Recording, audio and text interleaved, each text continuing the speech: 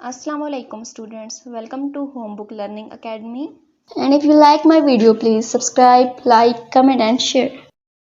आज हम FSC Part 1 chemistry का फर्स्ट चैप्टर स्टार्ट करेंगे, बट उससे पहले हमें पता होना चाहिए कि बेसिक केमिस्ट्री खुद क्या है।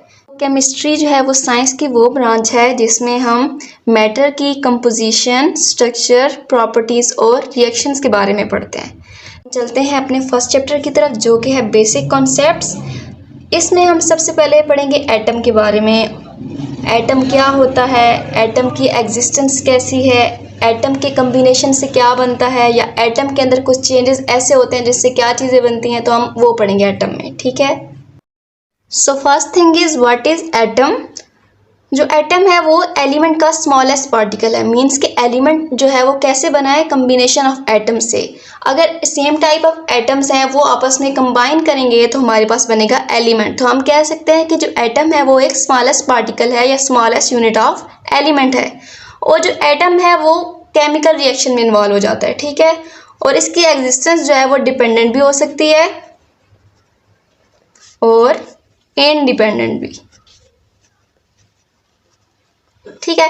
कुछ एटम्स ऐसे होते हैं, लाइक हमारे पास है सोडियम क्लोराइड और हमारे पास है हाइड्रोजन। ये जो एटम्स हैं ये डिपेंडेंट होते हैं क्योंकि इनमें इलेक्ट्रॉन्स की कंप्लीशन नहीं होती आउटर मोस्ट शेल में। सो ये रिएक्ट करते हैं और ये डिपेंडेंट होते हैं अदर एटम्स के ऊपर। ठीक है। और कुछ एटम्स लाइक हमारे पास कुछ एटम लाइक नोबल गैसेस है हमारे पास, जैसे हीलियम है, नियॉन है, तो ये हमारे पास इनडिपेंडेंट है। ये खुद रह सकती हैं, इसलिए इनको नोबल गैसेस भी कहा जाता है।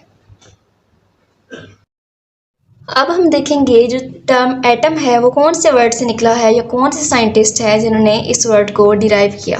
तो हमारे पास जो साइंटिस्ट थे जिन्होंने इसको डिराइव किया था वो थे डेमोक्रिटस।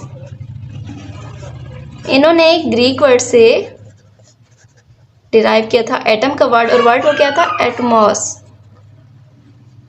और इस वर्ड का मीनिंग है इनडिविजिबल। इनडिविजिबल मीन्स कि जो एटम है इसको मजीद तोड़ा नहीं जा सकता, लाइक इसको हम ब्रेक डाउन नहीं कर सकते।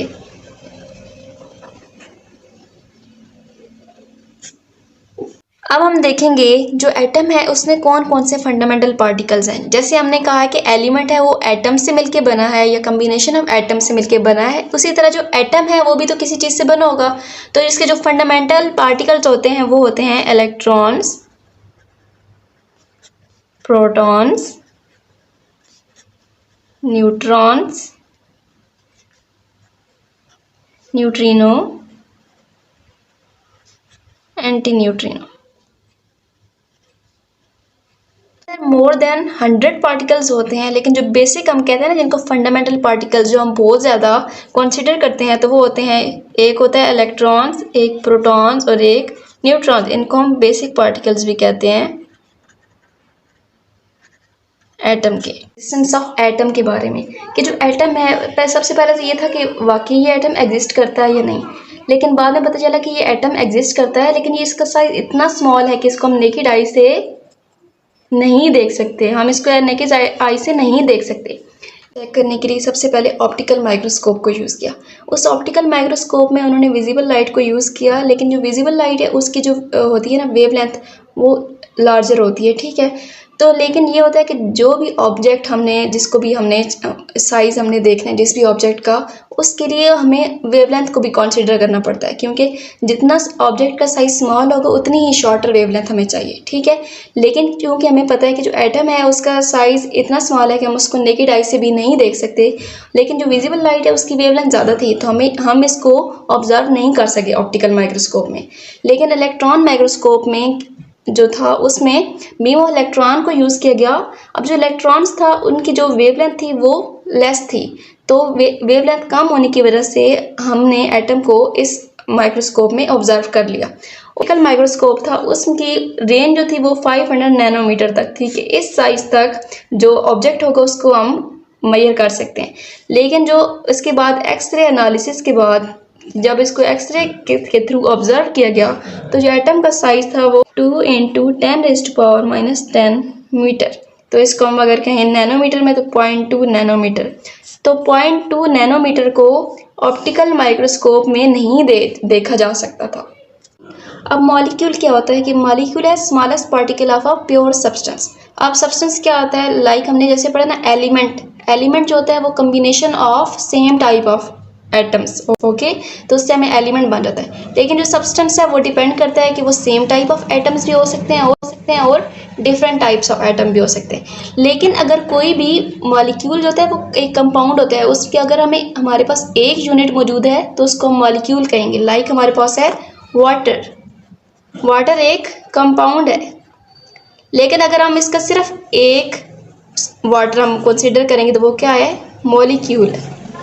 ठीक है, अब जो मॉलिक्यूल है वो एग्जिस्ट कर सकता है इंडिपेंडेंटली। हमने पीछे देखे जो एटम होता है ना, एटम जो है वो डिपेंडेंटली भी हो सकता है, इंडिपेंडेंटली भी हो सकता है, लेकिन जो मॉलिक्यूल है वो ऑलवेज इंडिपेंडेंटली होता है। अब हमने कहा है कि मॉलिक्यूल जो होता है उसके अंदर एटम्स होते हैं। तो एटम जो हो सकते हैं वो कम नंबर में भी हो सकते हैं, ज़्यादा नंबर में भी हो सकते हैं, वो डिपेंड करता है ना कि कंपाउंड का फार्मूला क्या है। लाइक अगर हम कहते हैं वाटर, तो वाटर में कितने हैं, 2 हाइड्रोजन है और 1 ऑक्सीजन है, तो मीन इसमें 3 एटम्स मौजूद हैं। ठीक है, तो जो प्रॉपर्टी है ना कि एटम्स कितने मौजूद हैं किसी भी कंपाउंड के अंदर, उसको हम कहते हैं एटॉमिक सिटी। एटॉमिक सिटी, इसको हम कह सकते हैं number of atoms present in a molecule, कि एक मॉलिक्यूल के अंदर कितने नंबर ऑफ एटम्स है, इसको हम क्या कहते हैं, एटॉमिक सिटी। अब जो एटॉमिक सिटी जो है इसकी बेस पे हम क्लासिफिकेशन भी कर सकते हैं मॉलिक्यूल्स की। Classification of molecules on basis of atomic city or number of atoms present in molecule। तो फर्स्ट कैटेगरी है मोनोएटॉमिक मॉलिक्यूल, सेकंड हम कह सकते हैं डायएटॉमिक, थर्ड हम कह सकते हैं ट्राइएटॉमिक। मीन ये डिपेंड करता है कि किसी भी मॉलिक्यूल के अंदर कितने नंबर ऑफ एटम्स है।